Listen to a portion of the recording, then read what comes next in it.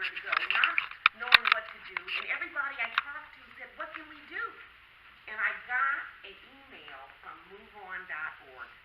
And they said, if you want to have a meeting in your area, have it, and we will make sure that we have people come. So I had the meeting at my house, not expecting anything, and all these people showed up, you know. And since that time, we sent over 80 postcards the first time. The second time we sent over 120. This time we have 140 to send.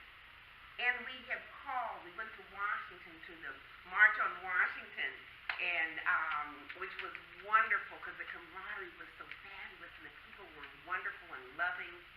And it was like we didn't feel alone anymore. We didn't feel like we were there by ourselves, and there were other people that felt like we did, and they were inclusive, and they wanted to include us with them, and we didn't even know them, and they still wanted us, you know. And so through that, we started doing these callings, and we were able to stop those lines from being able to be picked up. We even took the phone off the hook, which was wonderful, because we knew that we were actually doing something. When we went to Washington, the night that we were in Washington, getting ready to go to the march, we had been calling, and I got the 73rd telephone call that said done. And I said, this is fabulous. All these people are calling. And then they called and called. Paul Ryan took his phone off the hook because he got tired.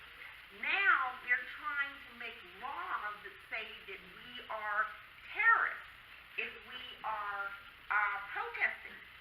And the reason that I put these two people down here for us to send the postcards to is because these two representatives here in North Carolina, and this is something we have to talk about because it's important that we deal with the legislators here in North Carolina and get them to act right.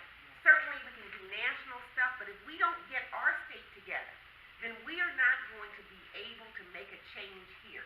If we make a change here in North Carolina, which is one of the most prejudiced states in the South, we could be a guiding light for those people in the rest of the country if someplace like North Carolina can do it. And there's no reason why we can't.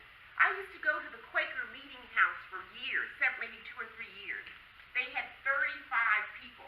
They kicked butt on a regular basis, 35 people. The people from prison walked there to get food, to get a place to sleep. This was an organization that did something because they were willing to get up, fill out the paperwork, send in the petitions, do something. You cannot say that you are about something, that you are somebody, unless you're doing something. If you're not doing anything, then you are not contributing anything. This is not my environment, because we have these different issues up here, which we're dealing with right now. And the reason that we're dealing with these issues is because protesting is wonderful. It gets stuff done. But it's just like when you're going to have money. You're going to have stocks. You're going to have cash. You're going to have gold and silver. You're going to have land. You're going to have property, because you're going to have a multiplicity of things so that if one doesn't work, then another one works. And right now, our Democratic Party is not at the place that it needs to be to advance the needs of ourselves, okay? They are not. And the real deal is that that's what we're here for. We're the gatekeepers. We're the people that are supposed to keep these people in line. We're supposed to tell them what to do, and they're supposed to do what we tell them to do. And they're not. And we are supposed to go behind them and make them do it. We pay for their underpants, their socks, their cars, their toupees, or whatever the hell they've got. We pay for it. So if we pay for them to be in these places, why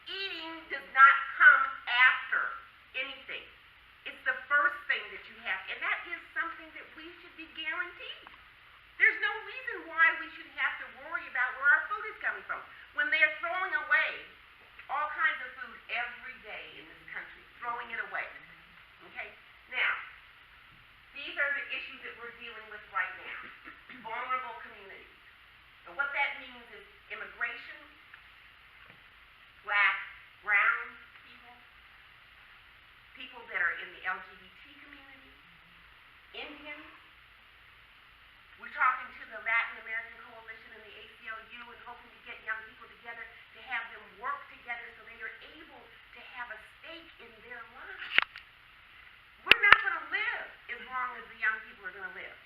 We're not going to be here. And so they have got to start carrying the banner. We've got to get these young people together.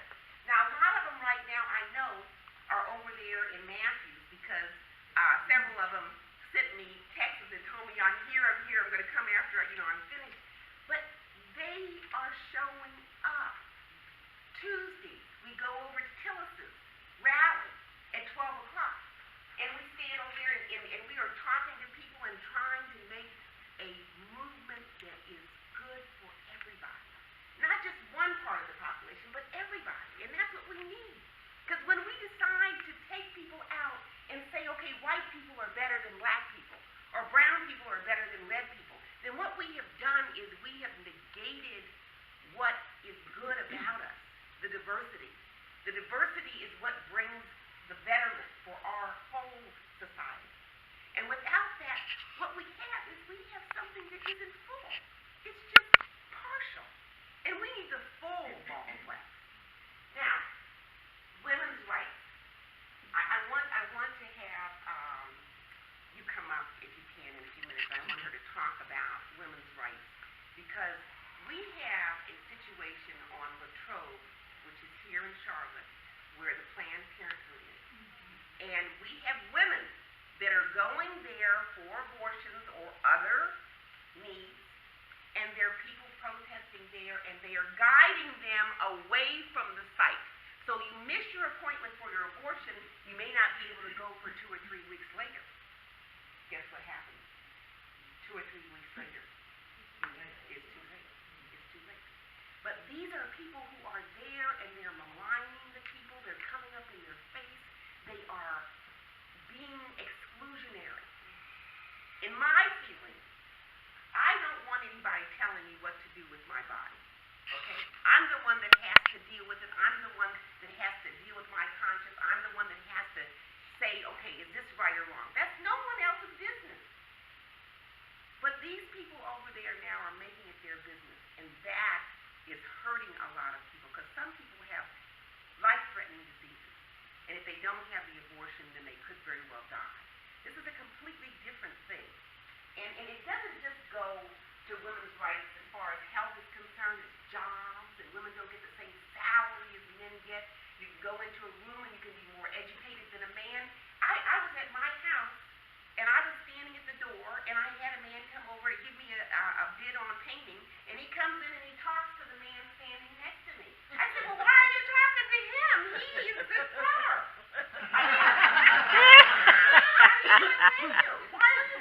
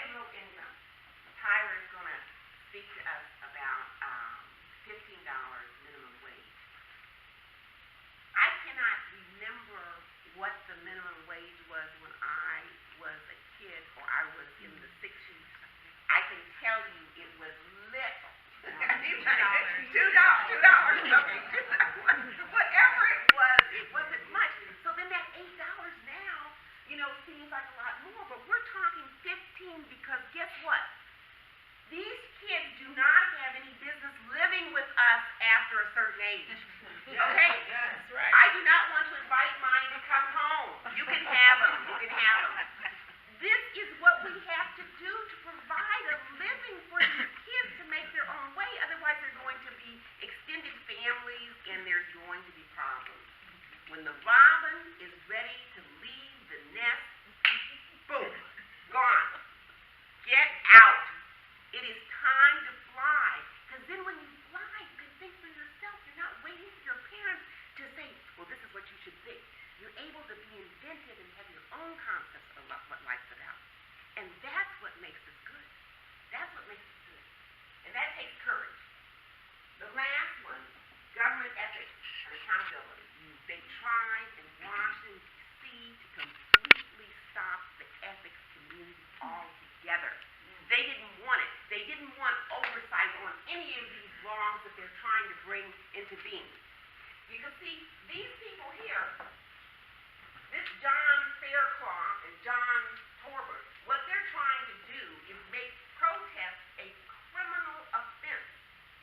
So when you go out into the road, how can you have a protest if you have a lot of people and you don't block off any roads?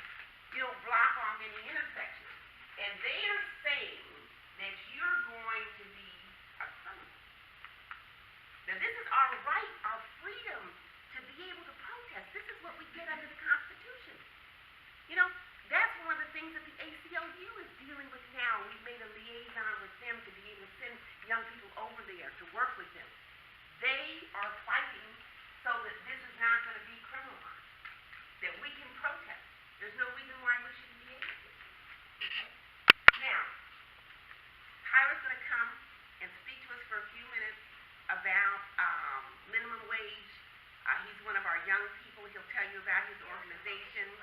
And basically, I know him well because we're out there on Tuesday together over there at Tillis's office, and we are, trying to make a change in the world. So